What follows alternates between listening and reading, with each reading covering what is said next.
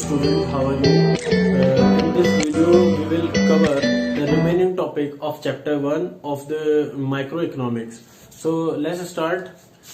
हम इस वीडियो में टॉपिक जो पढ़ने जा रहे हैं वो हमारे टॉपिक्स हैं अपॉर्चुनिटी कॉस्ट, और सेकंड टॉपिक हमारा रहेगा पीपीएफ। मतलब पीपीएफ से रिलेटेड जो भी हमारे कॉन्सेप्ट है, मतलब changes in PPF, introduction of PPF, हम लोग स्टडी करते हैं। ये पीपीएफ क्या कॉन्सेप्ट है, जो कि मोस्ट इंपोर्टेंट टॉपिक है एनसीईआरटी का, ठीक है ना। और एक अपॉर्चुनिटी कॉस्ट को हम लोग स्टडी करने जा रहे हैं। So let's start without any delay. देखो ये अपॉर्चुनिटी कॉस्ट होता क्या है, अपॉर्चुनिटी कॉस्ट क्या होता है पहले मैं आपको बता दूं। देखो इसका मीनिंग क्या होता है पहले मैं लिख दूं। देखो अपॉर्चुनिटी कॉस्ट होता है, opportunity cost is the cost of next best alternate। देखो next best alternate और foregone। पहले आपको मैं एक एग्जांपल बता दूं कि क्या होता है अपॉर्चुनिटी कॉस्ट, ये कैसे आप वर्क करता है, इसके बारे में आपको इन डिटेल पहले आपको समझा देता हूं, फिर इसके मीनिंग पर हम लोग आते हैं। क्या समझ में आएगा? पहले आपने सबने मीनिंग दे दिया, opportunity cost is the cost of next best alternate foregone, ये इसका मीनिंग होता है। देखो ये मीनिंग आपको ऐसे समझ नहीं आएगा, इसके लिए हम लोग एक एग्जाम्पल उठाते हैं जो आपको बहुत क्लियर कर देगा ये कॉन्सेप्ट को। देखो क्या होता है कि फॉर एग्जाम्पल कि आप क्या करते हो कि आपके सपोज जो एकेडमिक्स है वो कंप्लीट हो चुकी है, मास्टर्स कर चुके हो, ग्रेजुएशन आपकी कंप्लीट हो गई। उसके बाद क्या हुआ कि आपके सामने कि सपोज आप एक मैनेजमेंट स्टूडेंट थे, ठीक है ना, और आपका एकेडमिक्स पूरा हो चुका है। अब जैसे दिल्ली नोएडा के लिए आप जॉब अप्रोच करते हो, तो आपके सामने दो ऑफर आए जॉब करने के लिए, ठीक है ना। वो नोएडा, एक नोएडा से आता है और एक दिल्ली से आता है, ठीक। जॉब के लिए ऑफर आता है, ठीक है, जॉब ऑफर आपके पास आया। और जॉब ऑफर में क्या करता है कि जो फर्स्ट था, मतलब ए कंपनी आपको जो ऑफर कर रही है और एक बी कंपनी ने आपको ऑफर किया जॉब, ठीक, आपको इंटरव्यू के लिए बुलाया। अब जब आपने इंटरव्यू कर लिया, ए जो इंटरव्यूअर था उसने आपको ऑफर किया 35,000 रुपी जॉब करने के लिए, ठीक। और जो आपको बी एम्प्लॉयर था उसने आपको 40,000 के लिए अप्रोच किया। क्या 40,000 आपको मिलेंगे और फर्स्ट ने कहा आपको 35 मिलेंगे। दोनों जगह आपने इंटरव्यू दे दिया और आपने जो क्या किया, ऑब्वियसली कि आपको यहाँ पे 40,000 मिल रहा है, तो आपने यहाँ पे जॉब क्लिक कर लिया बी वाले ऑप्शन पे, ठीक है ना।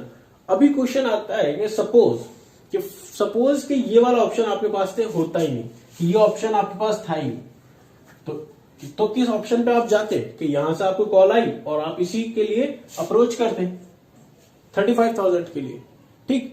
और एक और ऑप्शन ये आता है कि बी ऑप्शन ने जो आपको ये 40,000 दिया और आपने इस पे जॉब पे चले भी गए, और जॉब क्लिक करने के बाद में आपसे अगर कोई पूछता है कि अगर सर ये आपके सामने ऑप्शन ना होता तो आप कहां जाते, तो ऑब्वियसली आप किधर जाते कि आप ए ऑप्शन पे जाते, या फिर आप इस जॉब को छोड़ देते हो। सपोज के आफ्टर सम टाइम कि आपको ऐसा लगा कि 40,000 तो मिल रहे हैं बट आपको वो कंडीशंस नहीं मिल रही कि जो आपने ऑन द इंटरव्यू आपके सामने रखी गई थी, तो आपने जॉब को लीव करने का छोड़ा, ठीक। तो आप यहां से लीव करोगे तो किस जॉब पे जाओगे, उसी ऑफर पे जाओगे जो आपको पहले मिल रहा था 35,000 वाला।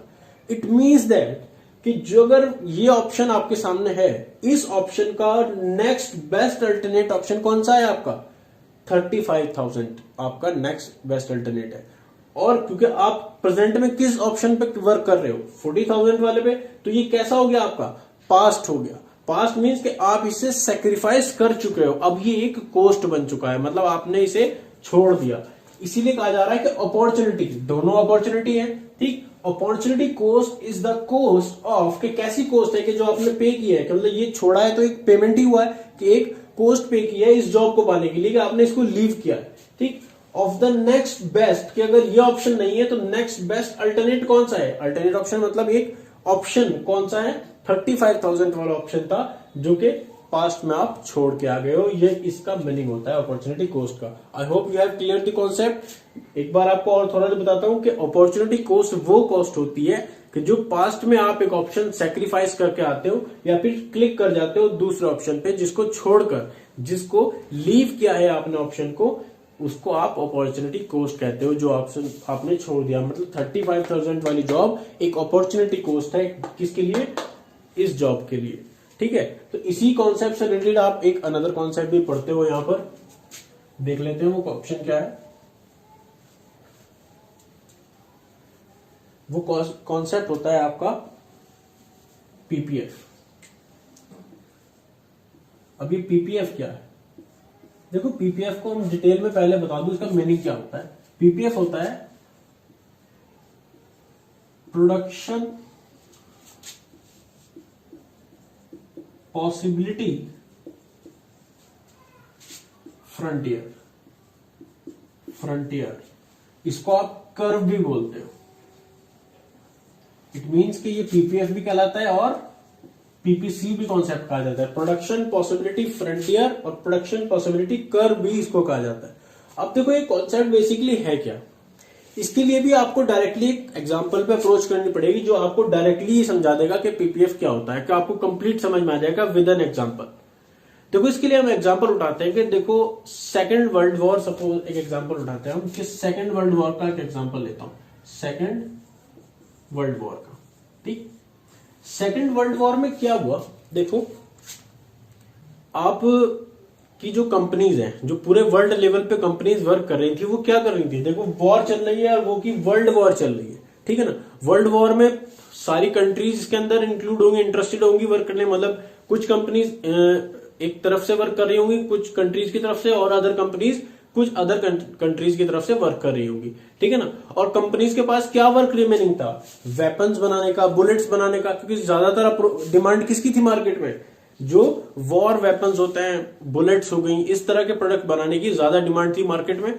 तो क्या हुआ, कंपनीज जो अपने आप को डेवलप किया था, एक लंबे टाइम तक जो डेवलपमेंट हुआ कंपनीज का, वो वॉर प्रोडक्ट बनाने के लिए, मतलब वॉर से रिलेटेड जो प्रोडक्ट्स हैं उनको बनाने के लिए उनका ग्रोथ हुआ। ठीक, बट क्या हुआ, आफ्टर वर्ल्ड वॉर देखा गया कि सब कंपनीज जो थी वो किस चीज के अंदर बनाने में स्किल्ड थी? वो वेपन्स बनाने में थी, वॉर प्रोडक्ट बनाने के लिए स्किल्ड थी। बट आफ्टर वर्ल्ड वॉर तो उस चीज की नीड ही नहीं रही, क्योंकि सब कंट्रीज क्या हो गई, आपस में कोलैप्स होने लगी धीरे धीरे, और उनमें फूड ग्रेन की नीड ज्यादा होने लगी। मतलब लोगों को खाने के लिए कुछ बचा ही नहीं था, इनसफिशिएंसी होने लगी फूड की।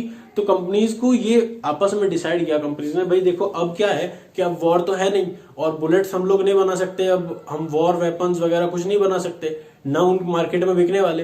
तो कंपनीज ने डिसाइड किया पूरे वर्ल्ड की कि हम लोग अब फूड ग्रेन्स बनाएंगे। क्या बनाएंगे? फूड ग्रेन्स बनाएंगे। तो फूड ग्रेन्स बनाने के लिए उनको स्पेशल स्किल्स भी चाहिए था। मतलब ऐसा तो नहीं था कि एक ही दिन में छोड़ के सब कुछ आप क्या बनाने लगते, फूड ग्रेन्स बनाने लगते। ठीक है ना, उसके लिए क्या होता है कि एक ग्रेजुअल ट्रांसफॉर्मेशन देखने को मिलता है, कि आप धीरे धीरे शिफ्ट कर सकते हो किसी एक अदर गुड्स बनाने के लिए। ठीक, कि सपोज एक सीमेंट बनाने की कंपनी है और उसे अप्रोच करना है कि कुछ और प्रोडक्ट बनाने के लिए फूड ग्रेन्स में जाना है, तो उसको क्या करना पड़ेगा, धीरे धीरे अपने आप को शिफ्ट करना पड़ेगा। अपने जो इंजीनियर्स हैं, उसके वर्कर्स हैं, एम्प्लॉयज हैं, उनको धीरे धीरे ट्रेनिंग देकर उन्हें उसके लिए तैयार करना पड़ता है। तो ये एक लॉन्ग प्रोसेस है। ठीक है ना, तो पीपीएफ पढ़ने के लिए भी सेम कॉन्सेप्ट लगता है। देखो, प्रोडक्शन पॉसिबिलिटी का मतलब ये होता है कि आप ऐसा प्रोडक्ट, एक कंपनी है वॉर वेपन्स बनाती है, उसको शिफ्ट किधर करना है? फूड ग्रेन्स बनाने के लिए। तो आप ये पॉसिबिलिटी फाइंड कर रहे हो कि क्या पॉसिबिलिटी है कि एक अदर गुड्स बनाने की। ठीक, देखिए, इसके लिए पीपीएफ को पढ़ने के लिए हम लोगों को कुछ एजम्पशंस का पहले स्टडी करने पड़ेंगे, फिर आपको ये अच्छे से क्लियर हो जाएगा कॉन्सेप्ट। वो एजम्पशंस क्या क्या है, असम्पशंस क्या क्या है, उनको देख लेते हैं। ठीक, देखो, असम्पशंस में क्या होगा कि इस कॉन्सेप्ट को पढ़ने के लिए कुछ आपको लेट करना पड़ता है, कि पहले ही हमने कुछ चीजें को फिक्स माननी होती है, तब आप पीपीएफ को और पीपीई इसको पढ़ सकते हो कॉन्सेप्ट को। देखो, क्या होती है कि पहली बात कि हमारी जो कंपनी है वो क्या मानना पड़ेगा कि कैसी है, कि वन गुड बनाने का कैपेबल है, कि एक टाइम पर एक गुड्स बनाने के लिए केपेबल है। ठीक है ना, ये आपको एज्यूम करना होता है कि हमारी कंपनी एक गुड्स बनाने के लिए कैपेबिलिटी है। और सेकंड थिंग कि आप दो गुड्स को, मैक्सिमम दो गुड्स की स्टडी कर सकते हो। कि मैक्सिमम कितने गुड्स की स्टडी कर सकते हो? इसमें टू गुड्स की स्टडी कर सकते हो इस कॉन्सेप्ट में। ठीक, और थर्ड थिंग इज कि जो रिसोर्सेज आप यूज करते हो, जो इनपुट है आपका, जो रॉ मटेरियल है, वो कैसा रहता है आपका? रिसोर्सेज आपके फिक्स रहते हैं आपके, कि रिसोर्सेज आप फिक्स रहते हैं टोटल, कि जितना आपने स्टार्टिंग में आपके पास रिसोर्सेज है, मतलब जब आप गन्स बना रहे थे, जब रिसोर्सेज जितने आपके पास अवेलेबल थे उतने ही रिसोर्सेज रहेंगे जब आप फूड ग्रेन्स में शिफ्ट कर जाओगे। ठीक, तो रिसोर्सेज भी फिक्स रहे आपके। ठीक, और फोर्थ थिंग रहती है आपकी कि जो आपका रिसोर्सेज है कि वो जो शिफ्ट कर रहे हो आप इसमें एक्सपेंशन नहीं करते, रिसोर्सेज में एक्सपेंशन नहीं करते, एक्सपेंशन नहीं होता रिसोर्सेज में। मतलब वो हो सकता है कि कोई आप कॉन्सेप्चुअल इंक्रीज दिखाना चाहते हो तो उसके लिए एक हाइपोथेटिकल सिचुएशन को आपको कंज्यूम करनी पड़ती है, बट आप इसमें एक्सपेंशन नहीं कर सकते रिसोर्सेज में। जो रिसोर्सेज अवेलेबल है वैसे ही रहेंगे आपके पास। और कितने गुड्स की स्टडी करते हो? मैक्सिमम 2 गुड्स स्टडी करते हो। और फर्स्ट थिंग इज कैपेबिलिटी कितनी है हमारे यहाँ प्रोडक्शन की, वो 1 गुड की कैपेबिलिटी है। ठीक है ना। और 5 पॉइंट आता है हमारे पास कि जितने रिसोर्सेज अवेलेबल है उसको आपको फुल्ली यूटिलाइज करना होता है। क्या? Fully utilise. ये आपको अज्यूम करना होता है कि जितने रिसोर्सेज अवेलेबल थे वो पूरे तरीके से यूज किए गए हैं, उनमें ऐसा नहीं है कुछ बाकी रह गया है। ठीक, ये कुछ एजम्पशंस हैं जो पीपीएफ को पढ़ने से पहले आपको स्टडी करनी होती है। ठीक, अब हम लोग देख लेते हैं कि पीपीएफ का मीनिंग क्या होता है basically.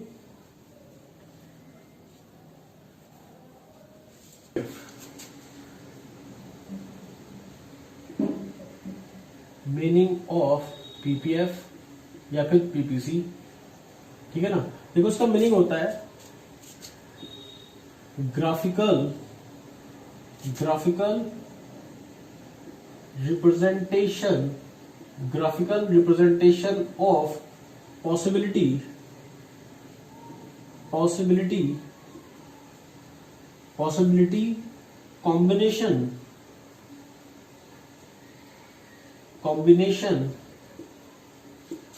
combination of two goods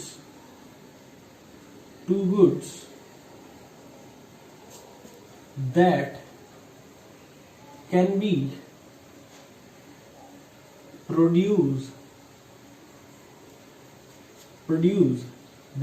produced by given resources and technology। देखो आप 2 गुड्स की बात कर रहे हो और क्या होगा कि ग्राफिकल रिप्रेजेंटेशन है 2 गुड्स की। 2 गुड्स कैसे कि आप ट्रांसफॉर्मेशन की बात करते हो, इसीलिए प्रोडक्शन पॉसिबिलिटी को ट्रांसफॉर्मेशन कर्व भी कहा जाता है, ट्रांसफॉर्मेशन बाउंड्री भी कहा जाता है, कुछ अलग अलग नाम से बुलाया जाता है। और जैसे यहाँ पे है कि प्रोडक्शन पॉसिबिलिटी फ्रंटियर भी कहा जाता है, प्रोडक्शन पॉसिबिलिटी कर्व भी कहा जाता है। कर्व इसलिए कहा जाता है कि ग्राफिकल रिप्रेजेंटेशन आप करते हो किसकी? 2 गुड्स की। तो एक चार्ट के थ्रू और ग्राफ के थ्रू हम लोग समझते हैं कि बेसिकली ये होता क्या है।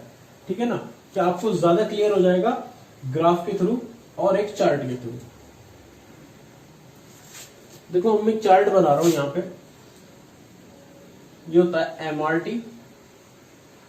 अभी आपको डिटेल में बताऊंगा। एक होता है आपका एमओसी और एक आपका होता है बटर, कि एक प्रोडक्ट हम ले रहे हैं कि बटर, जिसमें आप शिफ्ट कर रहे हो फूड ग्रेन्स में, और एक ले रहे हो गन। कि अभी वर्ल्ड वॉर से हमने क्या स्टडी किया कि गन से आप कहां ट्रांसफॉर्म करोगे? बटर में।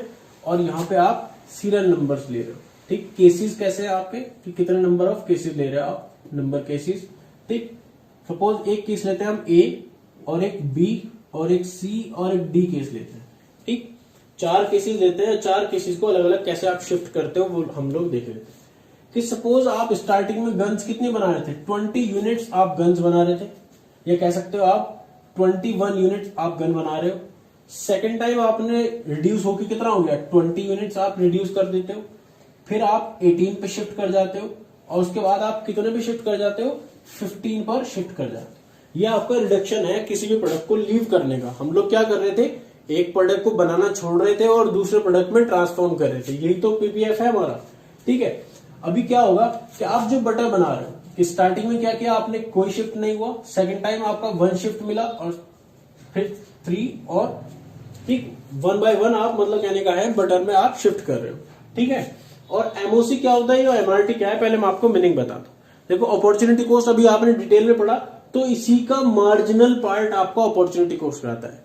देखो मार्जिनल का मीनिंग होता है एडिशनल, कि कहीं भी आपका जब मार्जिनल वर्ड यूज किया जाता है कॉमर्स में, तो मार्जिनल का मतलब होता है कि आप एक एडिशनल अमाउंट की बात कर रहे हो। सपोज कि यहां पर आपको अगर 20 यूनिट्स है और यहां पर आपके 18 यूनिट्स है कि इसमें जो चेंज आया वो कितना चेंज आया, वो चेंज आया है 2 का, ठीक, 18 का। तो हमारे पास 20 के अंदर कितने इंक्लूडिंग है, 2 इंक्लूडिंग है, तो मार्जिनल कितना ज्यादा है इसका, तो 2 गुड्स मार्जिन 2 यूनिट ज्यादा है। तो इस तरीके से इस केस को आप स्टडी करते हो कि मार्जिनल का मतलब कि जितना भी एडिशनल डिफरेंस होता है उसको आप मार्जिनल कहते हो। और अपॉर्चुनिटी कॉस्ट अभी आपको बताया, ठीक है ना, जो प्रोडक्ट आप जितना सेक्रीफाइस करते हो उसको आप अपॉर्चुनिटी कॉस्ट कहते हो। तो ऐसे आप opportunity marginal opportunity cost study करोगे यहां पे, ठीक। और एमआरटी क्या होता है, देखो एमआरटी होता है मार्जिनल रेट ऑफ ट्रांसफॉर्मेशन।